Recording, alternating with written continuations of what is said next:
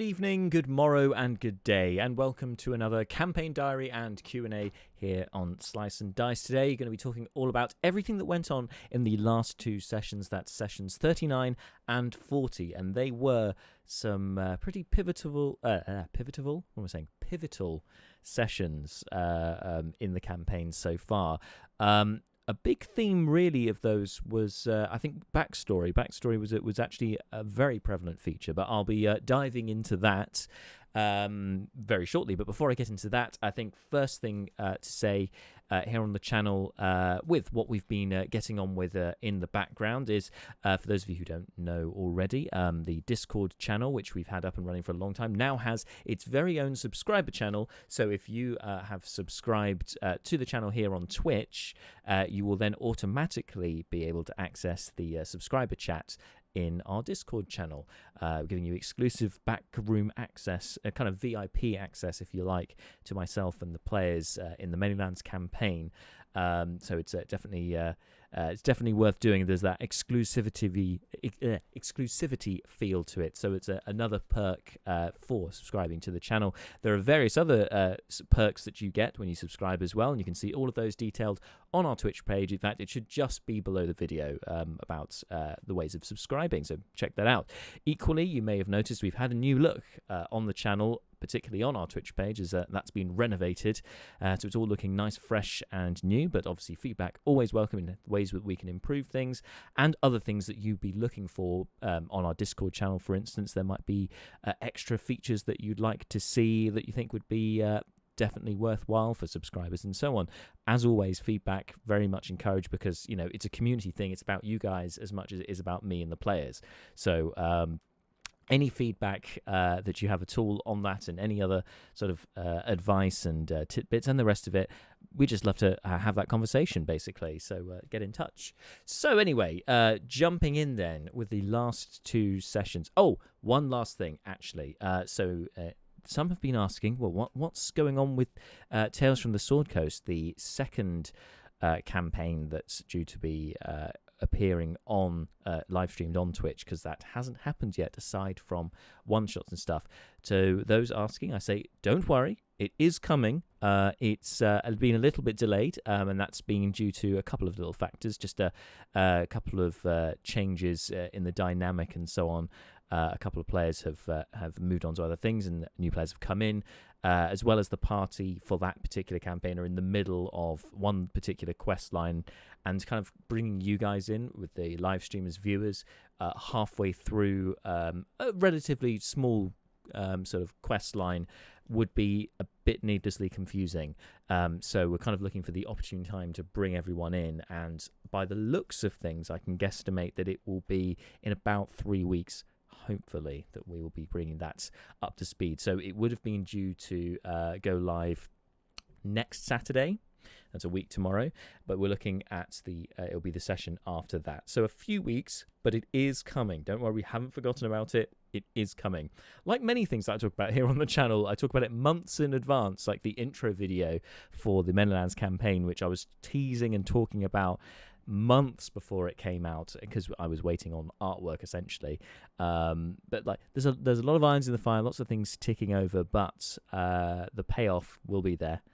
When it does come, it will be fantastic, and I can prove that to you, at least with the opening intro theme for the Many Lands campaign, because we were waiting a couple of months for that to appear, and when it did, in all its glory, it was well, if I say so myself, I think it's great. And if you haven't seen it already, here it is now.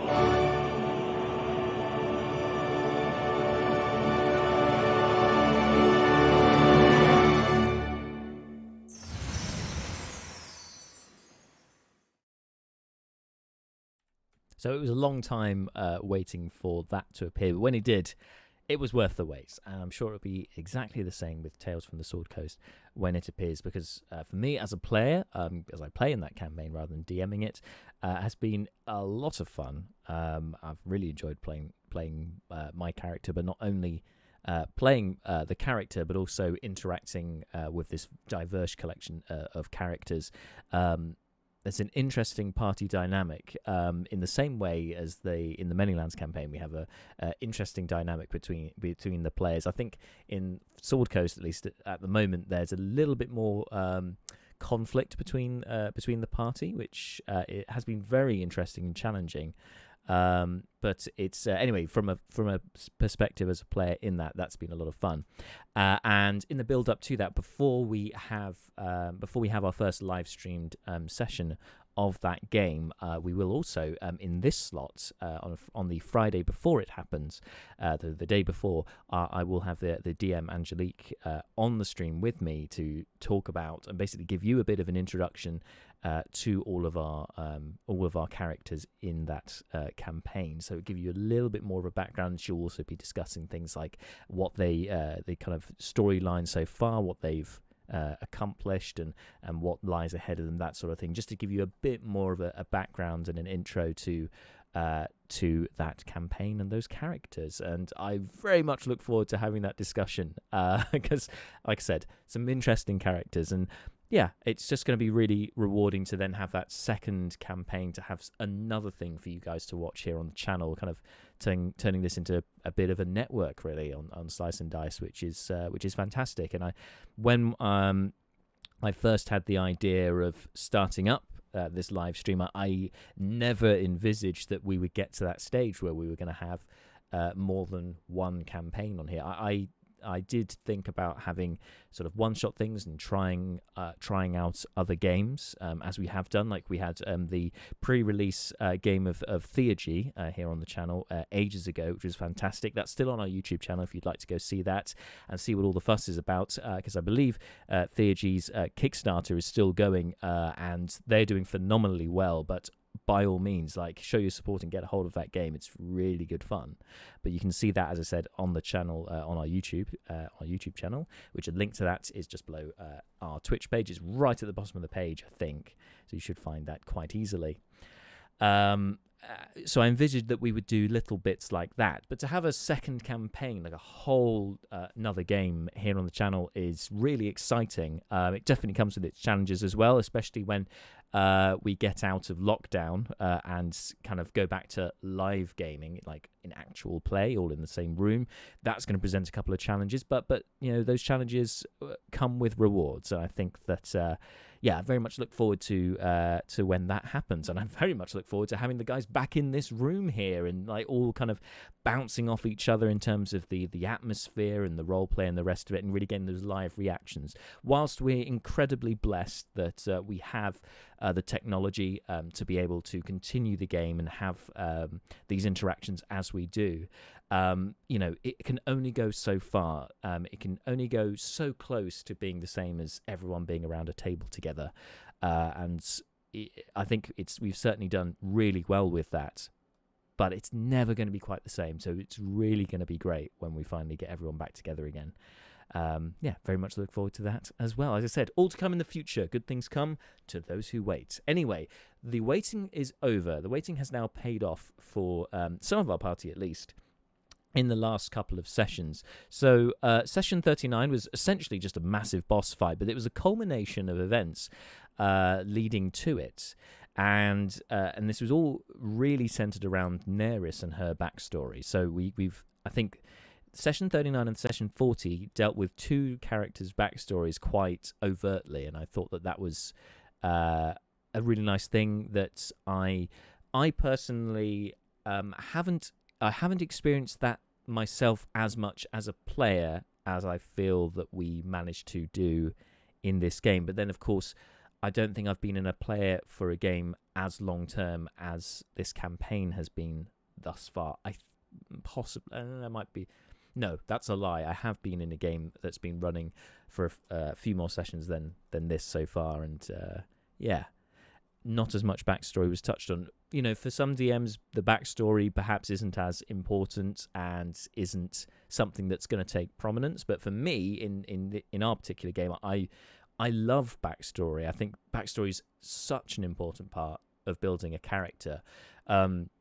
It's kind of it on its own. Backstory is one of the central kind of pillars for character creation, and I think that if you don't, as a DM, use the backstory at all, okay, fine. If that's not your style, fair enough. But for me, I find it's a really good jumping off point to kind of get that character invested in the world, but equally to kind of make that character feel a part of the world and to kind of give you some plot hooks. The backstories, if they're well written, will be littered with plot hooks and different directions that could be used in the game. They could come up later on in the game.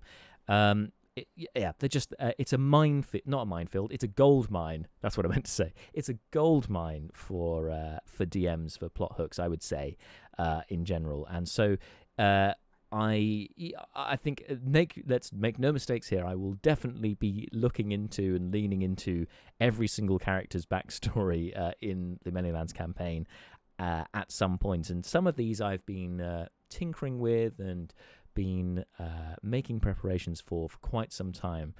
Whether I've written it down or it's in my head, it's all there somewhere. And in Neris's case, in session 39. That big old confrontation, Fingers of Fate, was a big old confrontation finally with Daemon, who is this member of the Red Mages, an organization of powerful spellcasters from Kothar who have been hunting Neris for some time. So Neris was originally from Kothar, and she, as she said, fled at the behest of her parents, fled away from Kothar because the Red Mages wanted her for some reason. And as it has transpired, they wanted her blood. Her blood is to be used for their own nefarious means. It's in connection with bringing back the dragons of old, from the time of the dragons in the first age, the age of myth and legend. So, some big scale stuff of which Neris is a intricate but important part, apparently, or at least her blood is. And so, whilst they've been pursuing her across the continent, across the Many Lands, they finally managed to get a hold of her and imprison her and take exactly what they needed. But the reason why she was still being held, of course, was because whilst they had taken her blood, it seems to me that the Red Mages didn't know exactly how much they needed, whether they would need it repeatedly. And so, for safekeeping, they kind of kept her locked away. That was the idea. But Neris was having none of that and sort of managed to free herself before the party came across her. And then this kind of ultimately led to this final confrontation with Daemon. But before that, they came across another interesting plot hook, that being Royston the Bag, who is a halfling grave robber who some of you may have remembered from the very, very first session. And if you did, congratulations on remembering that, because that was not an easy one. That was a long time ago. That was the best part of a year ago when we had that very first session. But Seth called it. He realised, James realised who this was quite quickly, because Seth had actually met him in the very first session. And basically, this another little plot hook that was laid right there, then and there, and I'm sure will be touched on next time, was that Royston was taken by the Red Mages because they believed that he had something important. They had one of the fingers. Now, the torture and so on that Royston has been subjected to has left him kind of mad, and so that's why he's been jammering and just offering his fingers to people, because he it seems that he didn't understand fully what the Red Mages wanted, and they thought they just wanted his fingers. Like, what is this? But anyway, through some sobering conversation with the party, some persuasion and so on, they've managed to get enough information out of him that basically he sold a small dagger, a bone dagger. Well, it's small for a human; it'd be quite large for a halfling. But anyway, sold a bone dagger to a gnome that fits the description of Jackman Winklebottom, the proprietor of Flaming Jack's Bar and Grill, again from very early in the campaign. And it was pointed out in the bar many times that there was this bone dagger above the bar, which they just kind of thought, we've got other things to do. We won't worry about this right now. Like, why is the DM highlighting this? That's interesting, but equally, why would my character be interested in this? They're not really at this time, so they kind of left it be. But it was all leading to something, because that dagger apparently is one of the things that the red mages are after, in addition to the blood, which they've taken from Neris. So it seems like they're after various ingredients, and it was a really lovely moment to have that kind of that callback, not just with Royston himself, but then with the bar and the dagger, and all of these kind of realizations, like, oh my god, it all fits together. And as a DM, to see the look on the players' faces when they've joined the dots and they realize what's going on, that's a great feeling, and it's very rewarding to kind of, from a storytelling perspective, that you've got those different threads and they're just watching them knit themselves together. It's really good. So that was a really fun moment. But then that was followed, after a short rest, by a key moment, and that was the boss fight with Daemon. They learned very quickly that Daemon is a very powerful sorcerer. I basically built him in the same way as I would for a PC, for a player character, basically. So he was, I think it was like a level 10 spellcaster. So he was dishing out some 5th level spells, or at least he had 5th level slots. I don't think he used his 5th level spell, but he had that in the locker, just in case. He did cast a fireball at 5th level, and that decimated the party. That knocked 3 of them unconscious. Actually, no, the fireball knocked 2 of them unconscious. One of them, Leobrin, was already unconscious by that point. Meanwhile, Brucon had been banished, because Brucon, with his boots of speed, basically traversed the entirety of this long chamber and got right up in the face of Daemon straight away. And monks are very good at destroying spellcasters, because anyone who's like a blaster type character, as soon as somebody comes up to within 5 feet of you, it's going to give you disadvantage on your ranged attacks. I think that includes spells as well. That would give you disadvantage on that. But equally, they're going to lay some serious hurt, because mages do not generally have the best armor class as well. So, I think Daemon recognized straight away this guy as a threat and just banished him straight away out of the fight. Like, nope, get him out of here. Which didn't make for it the most fun fight for Bart, but that was all turned on its head later on. Because of another item. This was another little piece that had been put in place some sessions ago, back at Christmas actually, with the when the party were tested by one of the gods, by one of the 8. They were tested by Steve, supposedly that's his actual name, rather than the name of the god, which is Festir. But yes, Festir tested them by bringing them to kind of to another plane of existence to fight a frost giant. And in that fight, 2 of the party were killed, although it wasn't real, so they didn't actually die.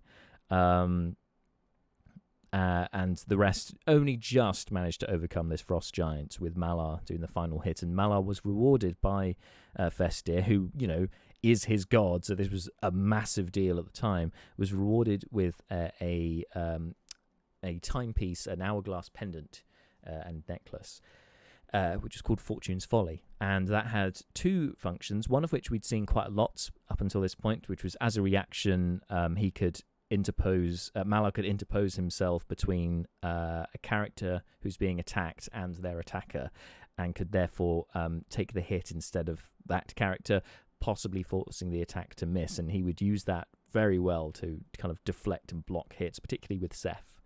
But the other feature, which only gets to be used once for a very good reason, was the Defy Time ability, which basically destroys the item upon being used. It turns back time by 6 seconds, so for 1 round, which is really, really cool. But as players recognized at the time, and as I knew going into it, as soon as this gets used, it's a good job it's one time only, because it's very chaotic, because you have to undo everything from the last round, which means you have to undo all the damage, move all the pieces back to where they were.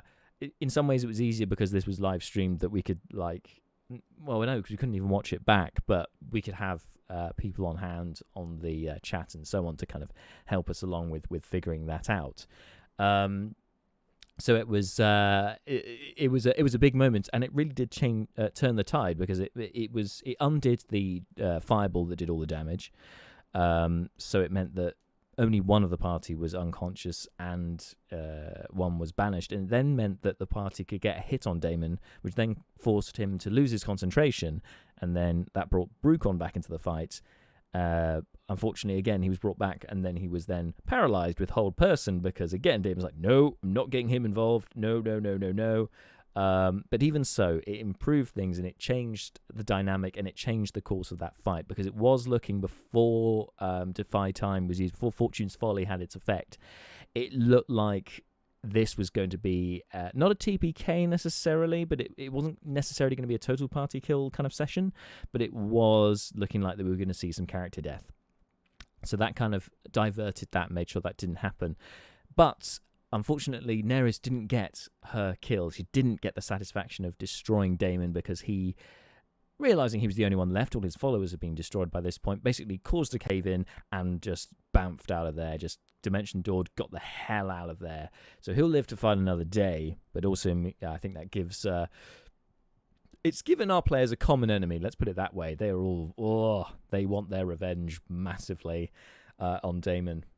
And it's been an interesting arc for Neris at that point, because she didn't get the revenge that she's after, and, you know, the fire, I almost feel that being that she is really very much a sorcerer about fire, like that is her theme, she should really get the Elemental Adept feat at 8th level. That would be seriously good with all her fire spells. But anyway, I feel like that fire is also kind of exemplifies her personality as well, that it's almost like the magic that she possesses is kind of connected to that rage, that fire that burns in her. And I'll be interested to see whether it's going forward, how that develops, whether it is just a symptomatic sort of expression of anger, or whether it's a different kind of fire. It could be like a fire of determination, of hubris maybe, but just a fire that burns brighter, not through anger but through love, or through any other kind of emotion. I really like the notion of like having the elements connected with the emotions and the subconscious, and sort of playing that into a character. And you'll see that, I think, in Tales from the Sword Coast with my character, but we'll talk more about that when we get to it. So anyway, it was a big character moment for Neris, and we had known with Marta when we had been devising her backstory. I say she'd mostly done the backstory on her own. I just kind of helped to embed it in the world, give a couple of character names and so on. That eventually something with the Red Mages was going to happen. And it has been on the cards. It's been ticking away since the very beginning. As I think perhaps the party may have made the connection, actually, that the monster... Well, they should have by now, because that monster that destroyed the prison wagon, which we found Seth in at the very beginning of the campaign, that creature then abducted Royston the Bag, and now he's ended up in a Red Mage cell. Coincidence? No. The Red Mages were behind it all along. So they've been there all along, kind of in the background, while the players have been dealing with other things. And now it's now they seem like more of a clear and present danger.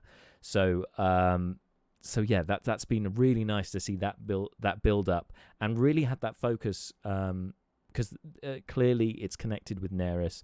Neris is her backstory, and her as a character is connected to the Red Mages in that way.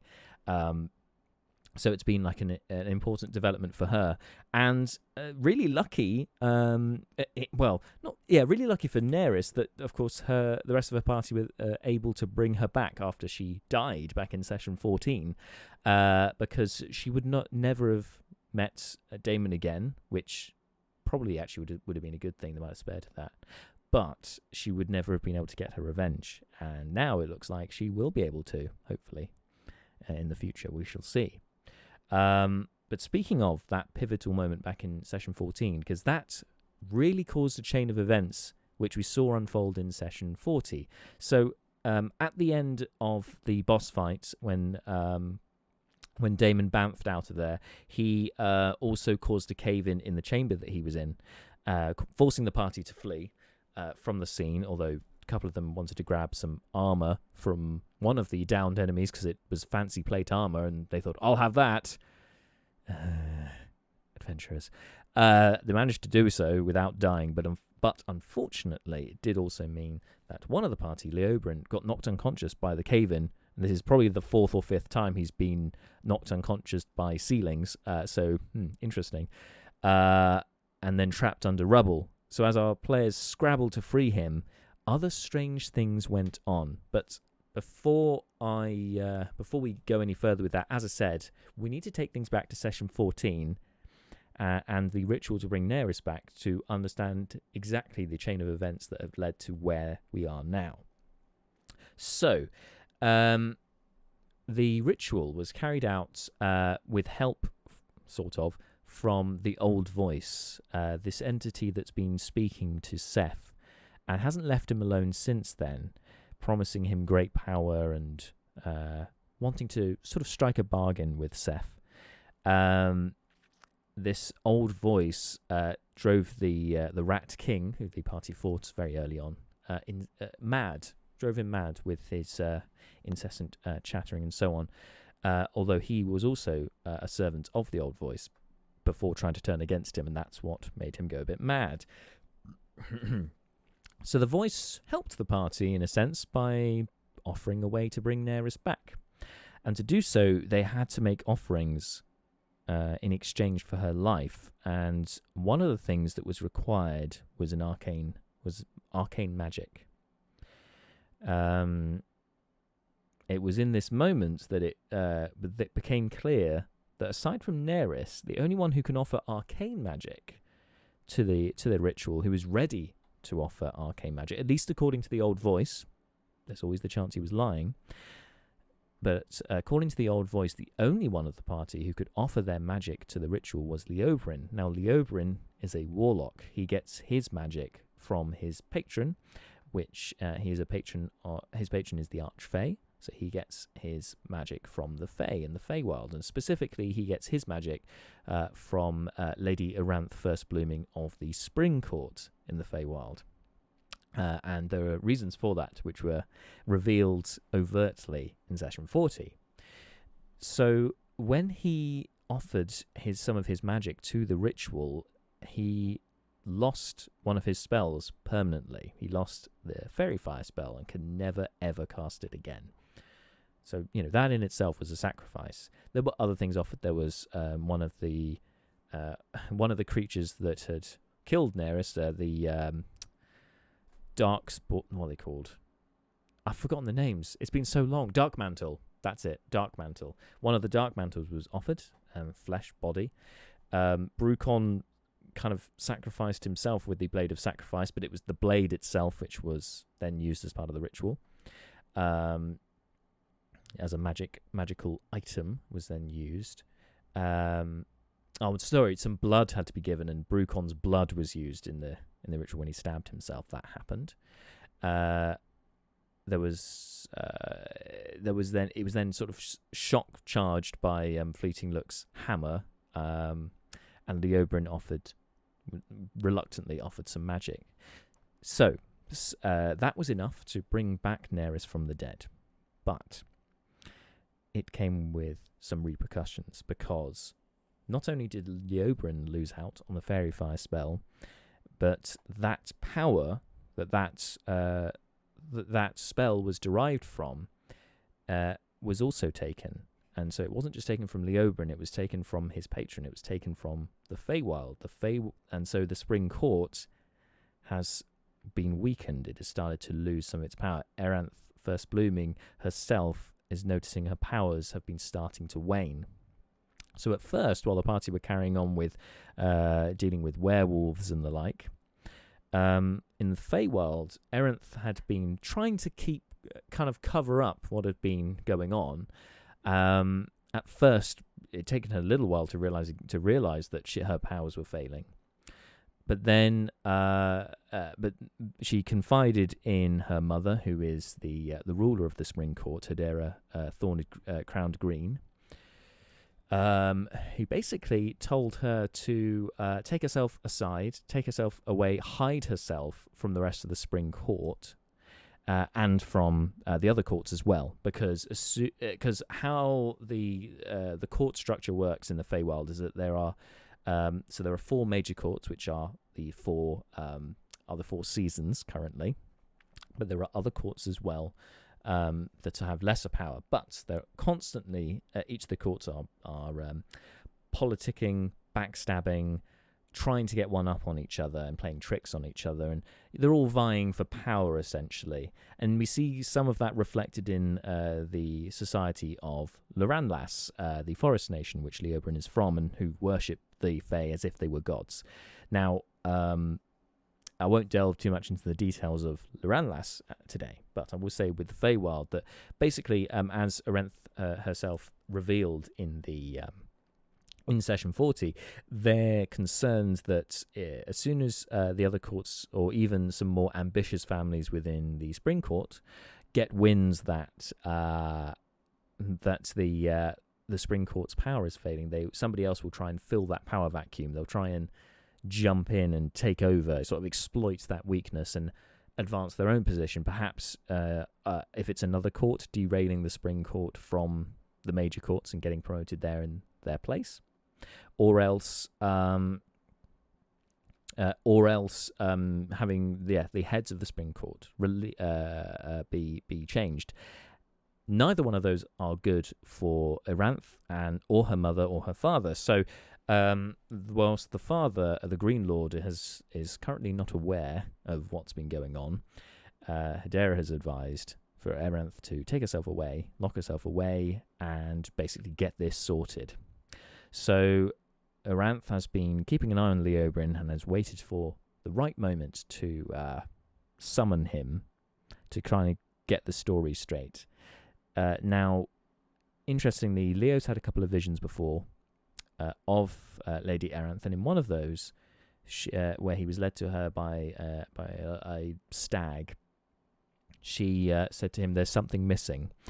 Now, at the time, I think Leo believed this was linked to something else that they've been doing. I think it was to do with this mirror ball, crystal ball, which he had found or was meant to be looking for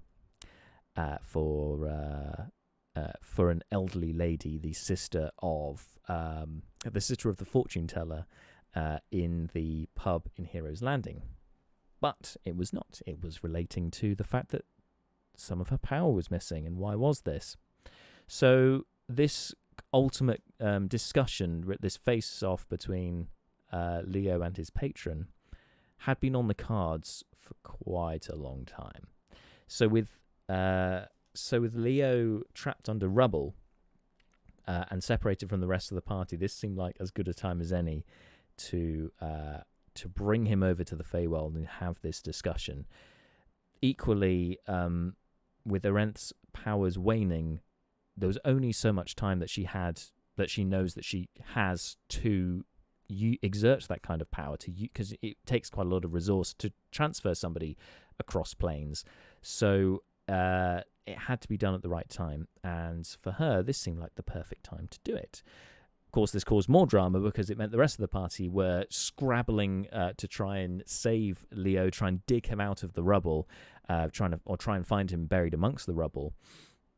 Even with Neris alter selfing to get mole hands to be able to dig her way through, they unfortunately couldn't find him and just found some interesting sort of sticky residue in places. But that was all,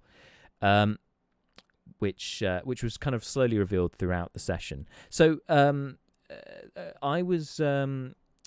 what I was trying to do in session 40 was to have this kind of air of mystery of not knowing whether Leo was alive or dead, and to do so, I needed it to be uncertain for the players as well as the characters whether he was alive or dead.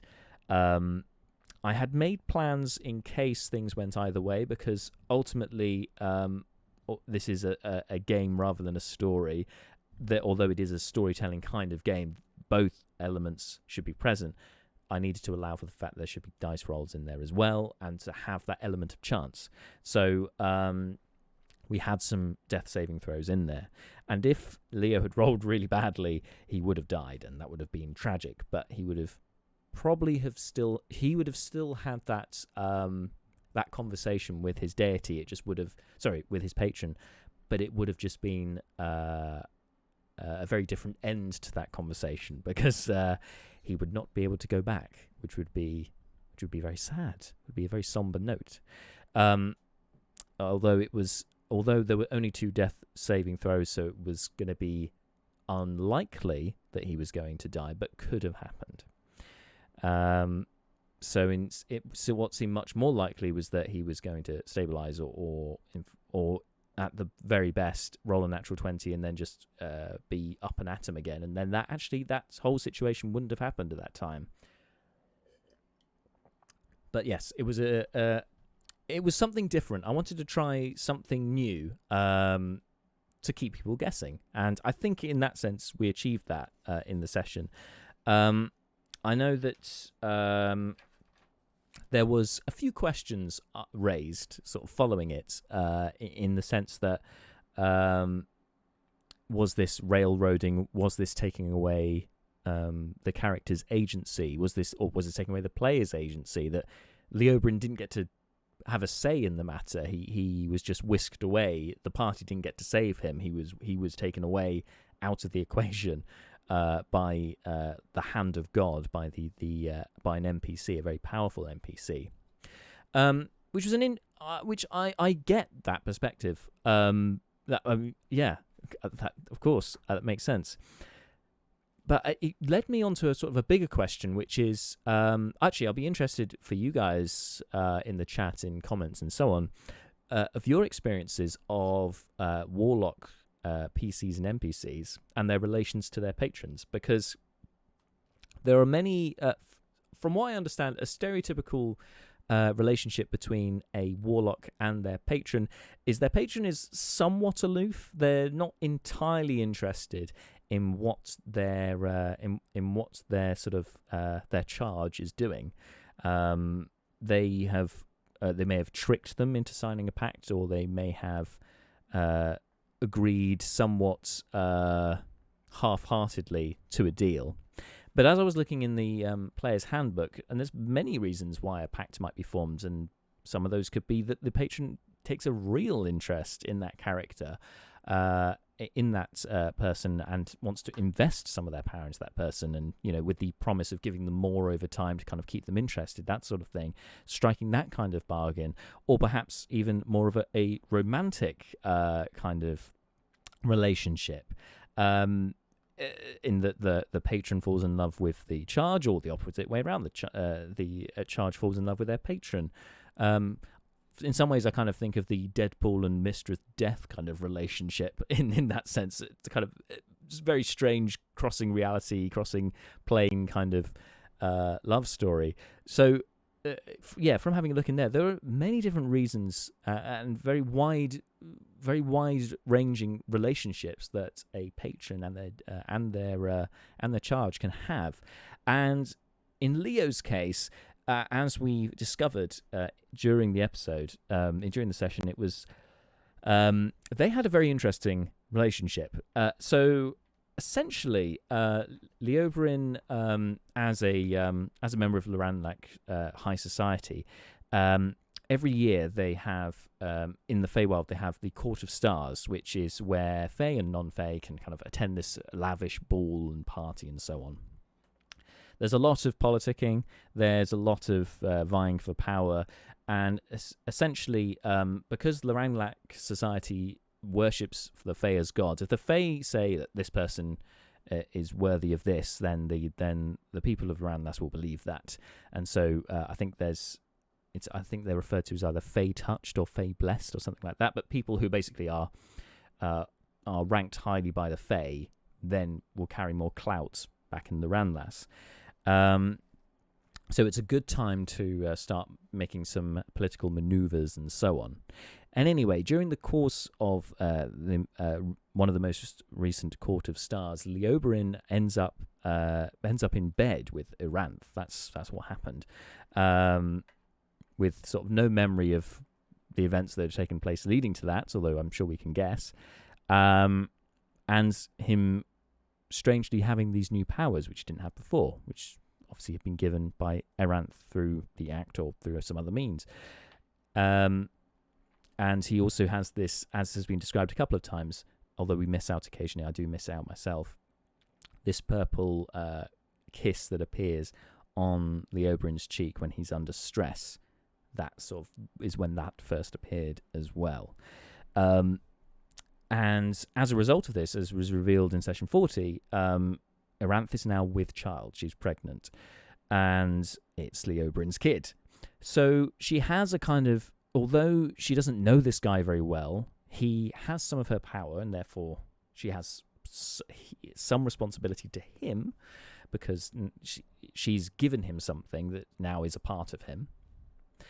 But in exchange, he's also given her something because she's now pregnant. And so he, as the father of the child, whilst they may not particularly get on or know each other very well, there is that connection. They have that physical connection between them both now. They have this life that they have created, or potential life. I think it's, anyway, yeah, this potential child. So that relationship is an interesting one. Now, with her powers starting to fade as well, and, clearly Leobrin is involved, the time for her to exert her power had to be chosen carefully, but was inevitable, I think. And so from her perspective, it made total sense that while he's cut off from everyone else, it's a good time to take him out of the equation and have that conversation with him without arousing suspicion. Equally, Faye liked to play tricks on people, so that was so that also seemed like a fun moment. Like, oh, he's gone missing. Oh, now he's really gone missing. I'm going to take him out of the thing for that. However, it can. It's one of those things that I wouldn't do very often. It's one of those things that I think it should be a rare circumstance where the patron gets involved, but more from a metagaming perspective, from a gaming perspective, having the DM essentially save a character from death without having to do all the mechanics of it is not something that I would encourage you to do a lot.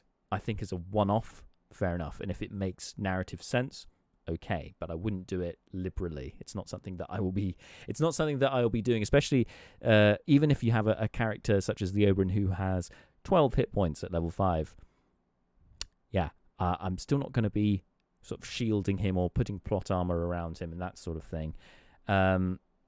But in this, but for this, I was approaching it very much from the perspective of the patron, somebody who has that power. Would they use it at this time? Would this be the time to do it? And the answer to me in this situation was yes. Erath needed to have this conversation.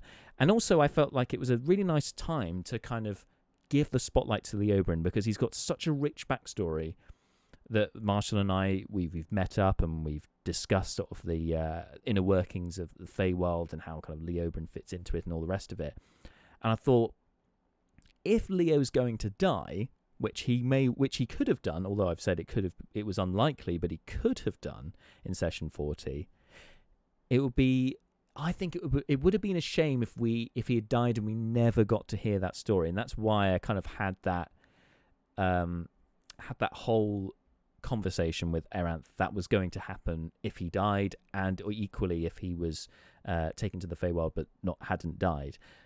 That conversation was going to happen, because I think for you guys as viewers, for the other players who also, unless they'd read his backstory, wouldn't have had any insight at all into his backstory. There's been occasional little references to it in the game, but there's been nothing sort of big and really putting the spotlight on him. And I thought it would be unjust to kill him off unceremoniously from a cave-in and not have that story told in some way, even if the characters were unaware of it. To have the players aware of it, to have you guys aware of it, that would have, to me, have been fitting, and would have been it would have been respectful of that player, and also, well, to the work that Marshall had put into the backstory. I think because it would have been a real shame if that backstory had never seen the light of day in a gaming sense, within a gaming session. So yeah, that was kind of the culmination of those things, and wanting to keep you guys guessing with, is he alive or dead, meant that things transpired the way that they did. And to be honest, I'm really happy with how it came out. I think on reflection, I don't think I would change anything.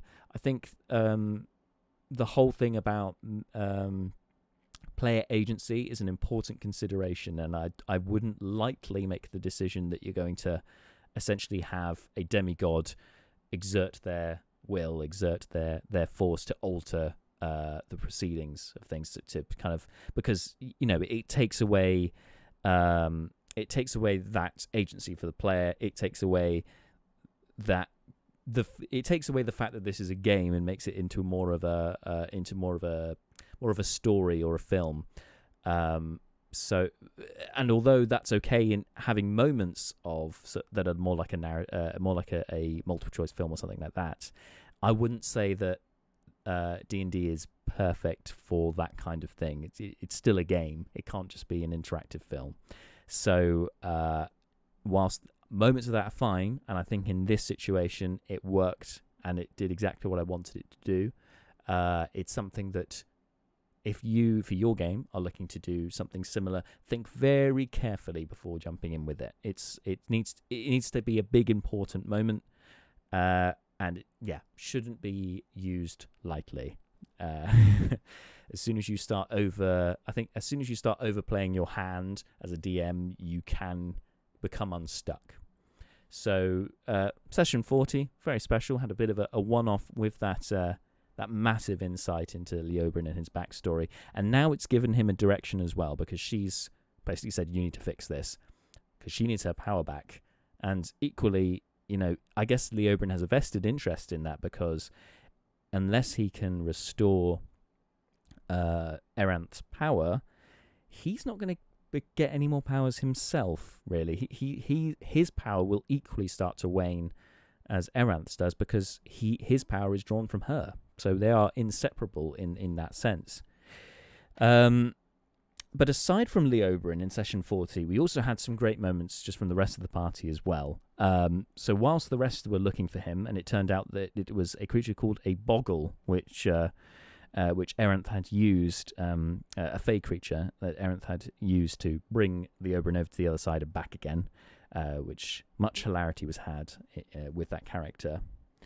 We also had a couple of tete-a-tetes as our party, the rest of the party regrouped. They were clearly sad and confused by Leobrin going missing, and it took them a while before they decided they had to leave the cave. But as they left Korak, they came across the people who'd been waiting for them outside. They came across Greenblade, the doppelganger that was still tied up, and Uncle Brennan, who I did forget about in the session at the time, which I felt really bad about, because of course he was there. But we also had it was good to see Neris with her rage that she couldn't face off against Damon, then being informed about the doppelganger, and that this was the person that impersonated her and had helped sort of imprison her and that sort of thing. Interesting beat for her there, and still managed to get a hit on the doppelganger, who just shrugged it off, just let her have it, and then just left, which I think in some ways, for somebody who's feeling that rage, they're looking for a reaction in somebody else. So the fact that she didn't get that must have really hurt. But it was a nice moment, I think.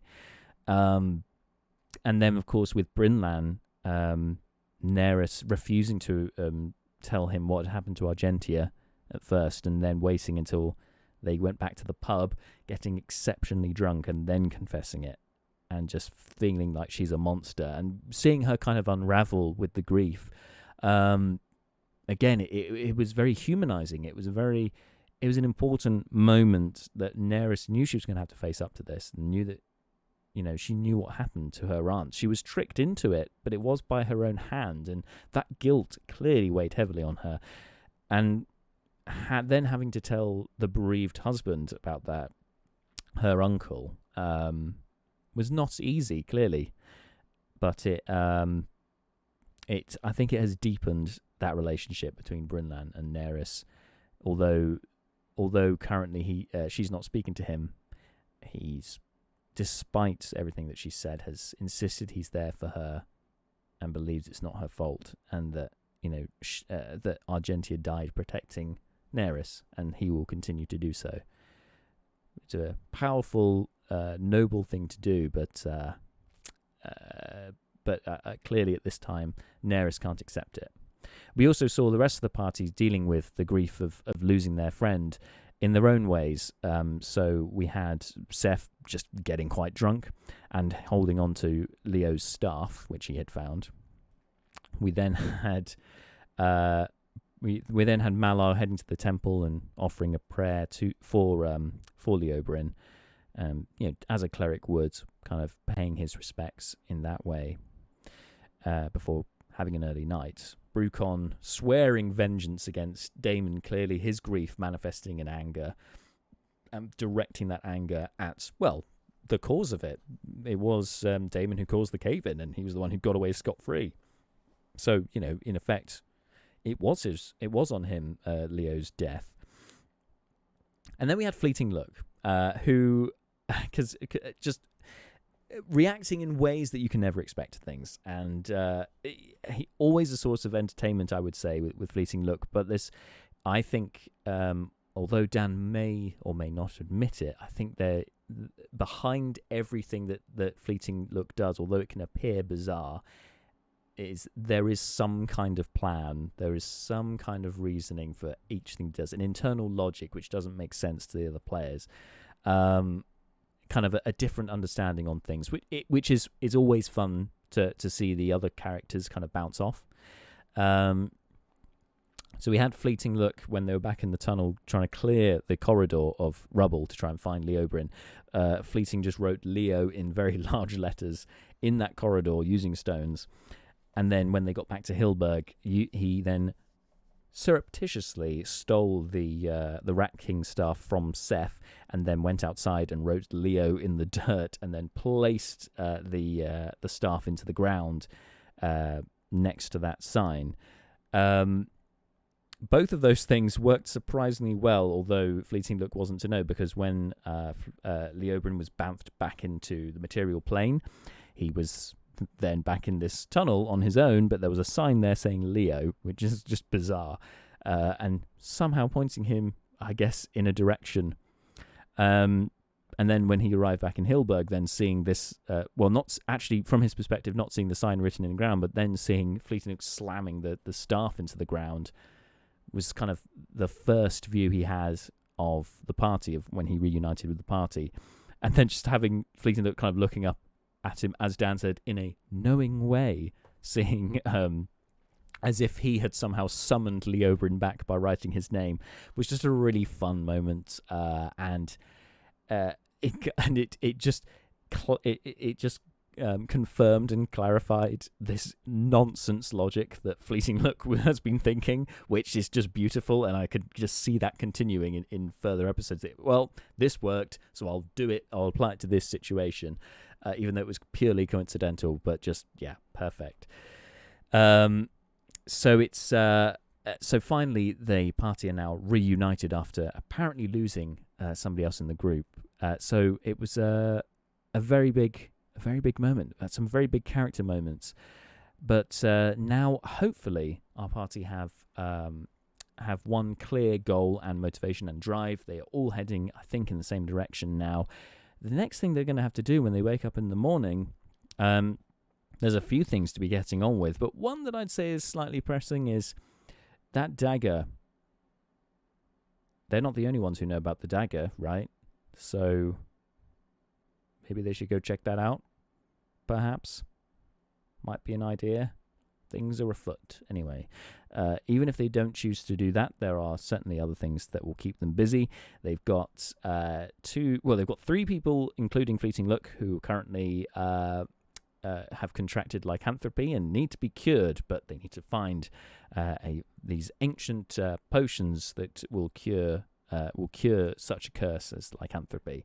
And they are very rare indeed, so they'll need to find out more about how to do that. Or perhaps they can strike a bargain with some other entity that could then lift the curse for them. As for Seth, he's been coaxed back to... speaking of the lycanthropy curse, he's been coaxed back to the shrine, to the old voice, underneath Flaming Jack's Bar and Grill, in the hopes of acquiring power from this entity as a champion of this entity, but also also the promise that the curse will be lifted from his friend from Fleeting Look. So it's another kind of thing that's pointing in that direction. But even still, there are other things going on besides that. There have been other things in the background that have been ticking along for a little while now. Seth's hat, for instance. There's also the delivery of the Basilisk parts and how that's all been going. I guess there'll be updates on that within future days within the game. And also Malar unpetrifying the Lady Helene Grenforth, who's currently still in petrified statue form inside the Temple of the Eight. So bringing her back would be a task, and that's certainly one thing that Malar's going to want to do. But equally, in doing so, bringing her back, what will be the consequences of that? Because it's been a while since we've talked about the politics of the Crowflies, but I imagine that a chain of events may well unfold after Helene Grenforth learns of what happened to her. So there are a few things going on there. We've also got that strange cult, the Dwarven cult of Fairfan, inside Hilberg, who have been, but perhaps are not the biggest fans of the party. When the werewolf strike happened, as one of their own ended up being killed by the werewolf. So, there's certainly a few things for the party to look at. Now, I can't decide myself, obviously I'm not one of the players, of which direction the party are going to go in next.